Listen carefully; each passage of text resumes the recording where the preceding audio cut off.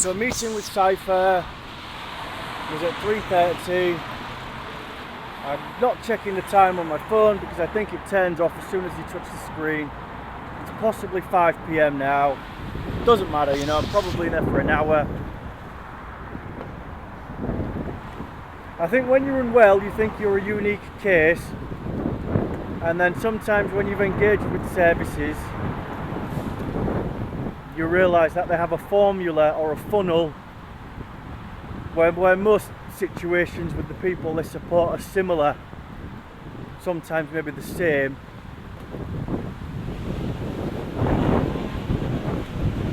I was with a member of staff called Sarah, and my doctor was Dr Eng, and they were supportive human beings,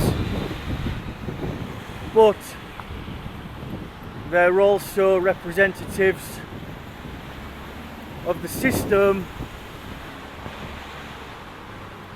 which feels so slow to a person who's using food banks, and for 36 food banks in almost 3 years. I said 2 years in one of my last videos, but I miscalculated it. I think it's 2 years, 6 months, 36 food bank vouchers. And obviously the pain of my life, living in my unsafe accommodations which feel like unsafe war zones,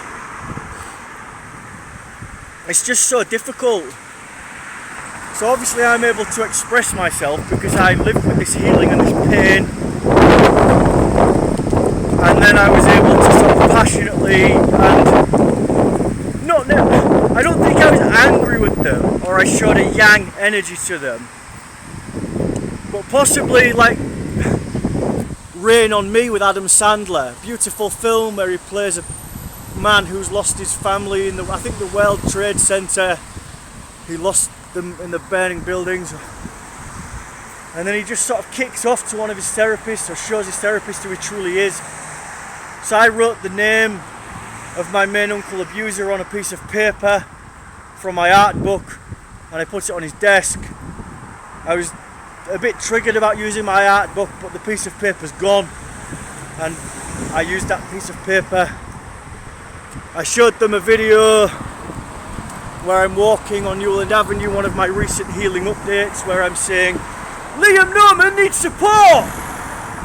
Showed him the photos of my perpetrator on a social media account where someone, a victim, has outed them for people to see, expressed my dissatisfaction at how the police are victim led, but hopefully I've put enough heat on these people for things to change. Psypher are not a benefit service, but people in the care of Psypher obviously do not welcome hearing we're not a benefit service. So I'm counselling myself to be patient with them because they're supporting me. When I take my emotions out of the situation and my financial hell, they're supporting me. They spoke about another therapist or medication. I'm happy to consider a therapist in the future and medication in the future, but I consider when I'm out of therapy as a success. It's considered a success in my healing journey. Did a bit of singing when I left the building. I gave some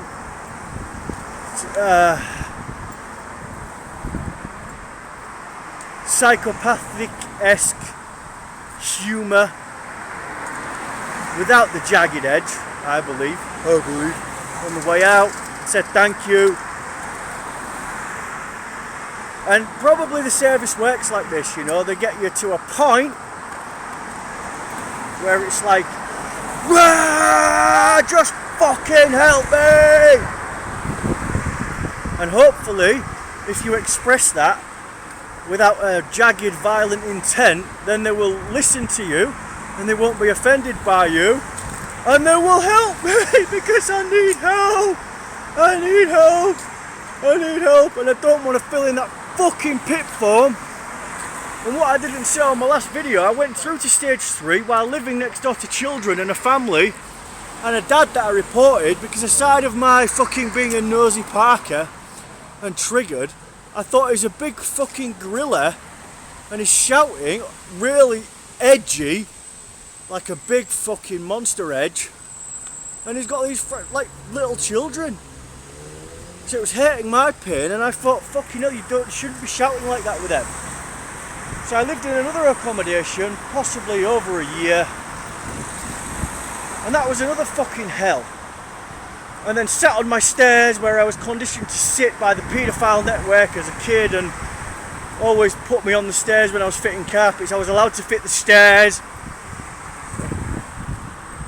Maybe sometimes people hang themselves on the stairs are there. But I didn't want to show them my home, I didn't want to show them anything, and I'd not remembered the rape. I'd not remembered a lot about my child sex trafficking history as a child. I was at different stages of my healing. So I went through fucking to stage 3 on PIP. Possibly that was a year's process or more. Getting help from Citizens Advice.